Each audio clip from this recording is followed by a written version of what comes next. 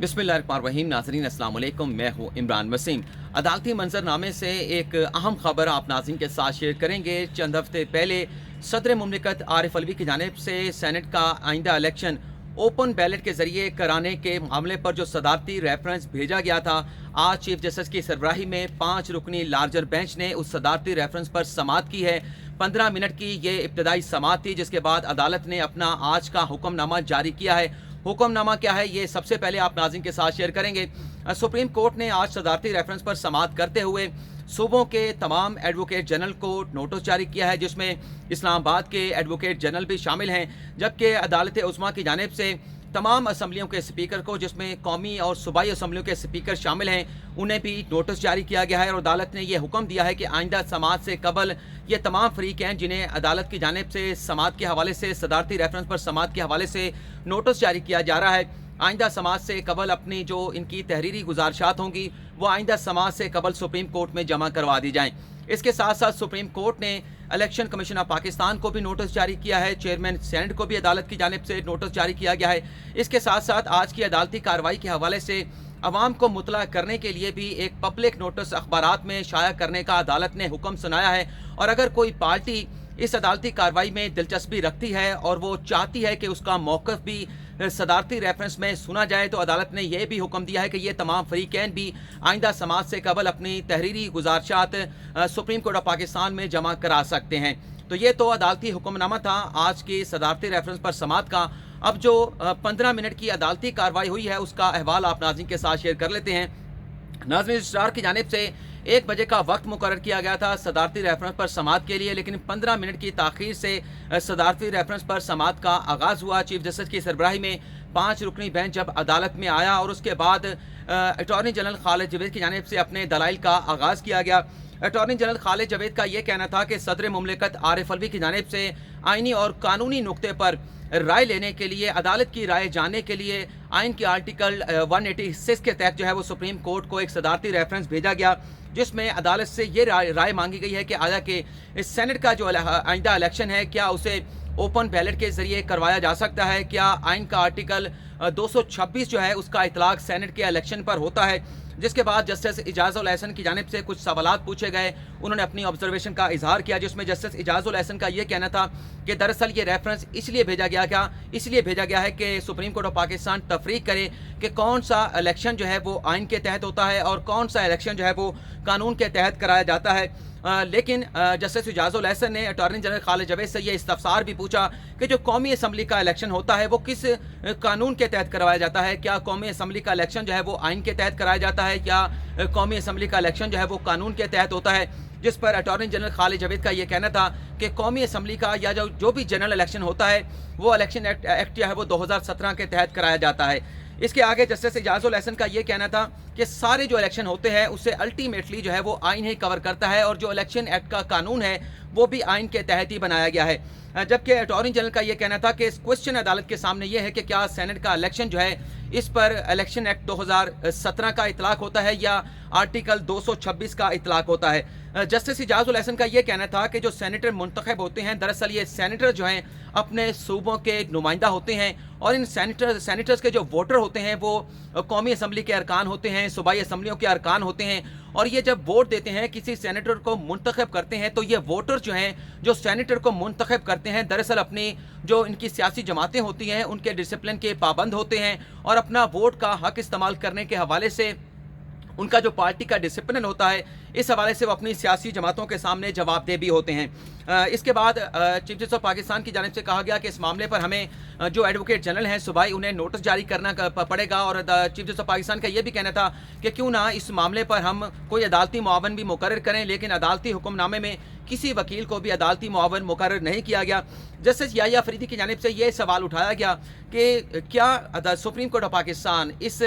Senate के election open ballot के जरिए करवाने के मामले पर मुदाखलत कर सकती है, क्या ये रेफरेंस जो है वो काबिल समाअत है, नाकाबिल समाअत है। आइंदा समाअत पर अटॉर्नी जनरल से कहा गया कि आप इस नुक्ते के ऊपर इस सवाल पर भी अदालत को मुतमिन करेंगे। लेकिन जस्टिस एजाजुल एहसन की जानिब से एक और सवाल उठाया गया। जस्टिस एजाजुल एहसन का ये कहना था कि जो रेफरेंस भेजा गया है उसमें भी इस बात का जिक्र किया गया है कि इस मामले पर तमाम सियासी जमातों का इत्तफाक़ राय मौजूद है। सदर मुमलिकत की जानिब से जो सियासी जमातों के दरमियान 2006 में चार्टर ऑफ डेमोक्रेसी साइन किया गया था, उसमें भी यही बात की गई है कि जो करप्शन होती है, जो फ्लोर क्रॉसिंग होती है, इसे रोकने के लिए और ये जो लोगों की अरकान की खरीद और फरोख्त होती है, इसे रोकने के हवाले से ये फैसला किया गया था कि सेनेट का इलेक्शन जो है वो ओपन बैलेट के जरिए करवाना चाहेगा। अगर ये सियासी जमातों में इत्तफाक राय मौजूद है तो फिर इस मामले को आप सुप्रीम कोर्ट में क्यों लेके आए हैं? सुप्रीम कोर्ट की आप राय क्यों लेना चाहते हैं? जब सियासी जमातों में इस मामले पर इत्तफाक राय पाया जाता है तो इस मामले को आप सियासी तौर पर हल करें, इसे सुप्रीम कोर्ट में क्यों लाया गया है? जिस पर अटॉर्नी जनरल का यह कहना था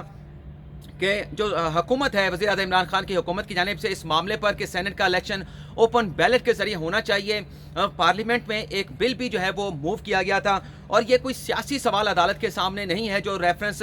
सदर मुमलिकत आरिफ अलवी की जानिब से भेजा गया है। इसमें प्योरली अदालत से एक आइनी और कानूनी मामले पर जो है वो सवाल पूछा गया है। तो 1:30 पर अदालती कार्रवाई जो है अपने इख्तिताम को पहुंची, जिसके बाद सुप्रीम कोर्ट पाकिस्तान की जानिब से जो अदालती हुक्मनामा था आज का, जो मैंने आपको पहले पढ़ के सुना दिया है, तो वो जारी कर दिया गया। अब देखते हैं कि आइंदा समाअत जो कि 11 जनवरी को होने वाली है,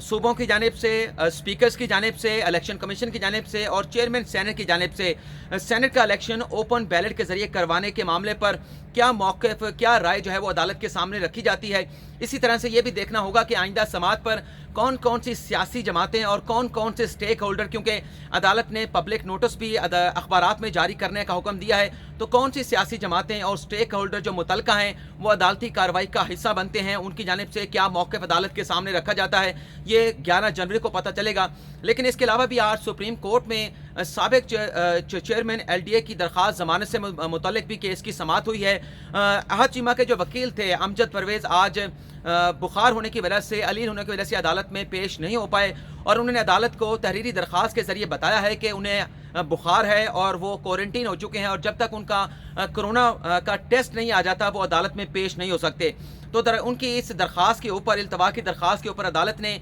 इसकी केस की समाअत को तो आइंदा हफ्ते तक मुलतवी कर दिया है। लेकिन जो मुआवन वकील पेश हुए थे आज़म नज़ीर तारड़, उनकी जानिब से अदालत के सामने ये मौक़िफ़ रखा गया, बल्कि अदालत ने उनसे ये सवाल पूछा कि अहद चीमा जो है वो कितने अरसे से जेल में है, नैब ने उन्हें कितने अरसे से गिरफ्तार कर रखा है, जिस पर अदालत को आज़म नज़ीर तारड़ की जानिब से ये बताया गया कि तकरीबन 2 साल 9 माह हो चुके हैं। 2 साल 9 महीने से जो अहद चीमा है वो नैब की हिरासत में है और 100-150 से भी ज़्यादा गवाह जो हैं वो इस रेफरेंस में, जो कि आमदन से ज़ायद असासाजात का अहद चीमे के खिलाफ बनाया गया है और अब तक सिर्फ 40 गवाहों के बयान जो है वो रिकॉर्ड हो चुके हैं और 3 साल तकरीबन होने को हैं। 2 माह के बाद अहद चीमा को हिरासत में जेल में तकरीबन 3 साल पूरे हो जाएंगे। लेकिन अल्टीमेटली अगर आज़म नज़ीर तारड़ का ये कहना था कि अगर अहद चीमा इस रेफरेंस से बरी हो जाते हैं तो ये जो 3 साल उन्होंने जेल में गुजारे हैं इसका अजाला कौन करेगा? नैब करेगी, रियासत पाकिस्तान करेगी। जिस पर जस्टिस उमरता बंदियाल का ये कहना था कि हमें पहले भी इस किस्म की गिरफ्तारियों पर तशवीश है और देखना ये होगा, सवाल ये है कि कौन से ऐसे मुल्ज़मान होते हैं जिन्हें हिरासत में रखना ज़रूरी होता है। जस्टिस उमरता बंदियाल का यह कहना था कि आम तौर पर जो क्रिमिनल केसेस होते हैं, जो शरपसंदों के हवाले से दहशतगर्दी के केसेस होते हैं, कत्ल के केसेस होते हैं, उसमें इस बात का खदशा मौजूद होता है कि अगर उस मुल्ज़म को रिहा कर दिया जाए, उसकी ज़मानत ले ली जाए, तो वो बाहर जाकर दोबारा से कोई उस किस्म की एक्टिविटी में इन्वॉल्व हो सकता है जिसमें उन्हें गिरफ्तार किया जा सकता है। लेकिन ये जो वाइट कॉलर क्राइम के केसेस हैं, इसमें मुल्ज़म को कितना अरसा तक हिरासत में रखा जा सकता है, अदालत इस मामले का जायज़ा लेगी और बुध को एक अहम केस की समाअत होने जा रही है जिसमें नैब की गिरफ्तारियों का जो मैकेनिज़्म है, जो पॉलिसी है, उस हवाले से रिपोर्ट भी तलब की गई है। तो जैसे मैंने कल भी अपनी वीडियो में बताया था कि सुप्रीम कोर्ट भी नैब की जानिब से मुल्ज़मान की गिरफ्तारियों पर जो है वो तशवीश का इजहार कर रही है कि गिरफ्तारियाँ अगर हों, गिरफ्तार करने के बाद तहकीकात कर ली जाए और तहकीकात करने के बाद उस मुल्ज़म का जो नाम है ECL में डाल दिया जाए और ECL में डालने के साथ उसका पासपोर्ट भी जो है वो नैब अपनी तहवील में रख ले, अपनी हिरासत में रख ले। तो इस तरह से अदालतों के ऊपर जो बर्डन है कि नैब जिन्हें गिरफ्तार कर लेता है और फिर वो ज़मानतों के लिए हाई कोर्ट से रुजू करते हैं, तो बहुत सारा बर्डन जो है वो अदालतों से ख़त्म हो जाएगा। तीसरा भी एक अहम मामला जो सुप्रीम कोर्ट में आया, खैबर पख्तूनख्वा हुकूमत की जानिब से इंसदाद मंशियात के हवाले से 2019 में एक कानून बनाया गया था, जिसे एंटी नारकोटिक्स फोर्स की जानिब से सुप्रीम कोर्ट में चैलेंज किया गया है, जिसमें एंटी नारकोटिक्स के फोर्स के वकला का ये कहना है कि ये कानून जो सूबाई हुकूमत की जानिब से खैबर पख्तूनख्वा हुकूमत की जानिब से बनाया गया है, इसके बाद जितने भी केसेस हैं उनके जो अदालतों में चल रहे हैं वो एक तरह से जो है वो कलअदम हो चुके हैं, और अदालती कार्रवाई करने के हवाले से या नैब को इंसदाद मंशियात के हवाले से अपनी तहकीकात और केसेस को अदालतों में चलाने के हवाले से बहुत सारी कानूनी और आइनी पेचीदगियों का सामना है। और ये मामला है वफाक का, और इस मामले पर अगर लेजिस्लेशन कोई कर सकता है तो वो वफाकी हुकूमत कर सकती है, वफाक कर सकता है। खैबर पख्तूनख्वा हुकूमत को इंसदाद मंशियात के मामले पर लेजिस्लेशन करने का, कानून बनाने का कोई अख्तियार नहीं था, जिस पर अदालत ने अटॉर्नी जनरल को और सूबाई हुकूमत को नोटिस जारी करके उनसे जवाब तलब कर लिया है। लेकिन NF के वकील ने अदालत से इस्तदा की कि जो खैबर पख्तूनख्वा हुकूमत की जानिब से जो कानून बनाया गया है इंसदाद मंशियात के हवाले से, उसे सस्पेंड किया जाए। लेकिन अदालत की जानिब से इस इस्तदा को, NF की इस रिक्वेस्ट को मुलतवी कर दिया गया है। तो ये नाज़रीन आज की अदालती मंजरनामे से 3 अहम खबरें थी। तो अगली वीडियो में नई खबर के साथ आपकी खिदमत में हाजिर होंगे। फिलहाल इजाज़त चाहते हैं।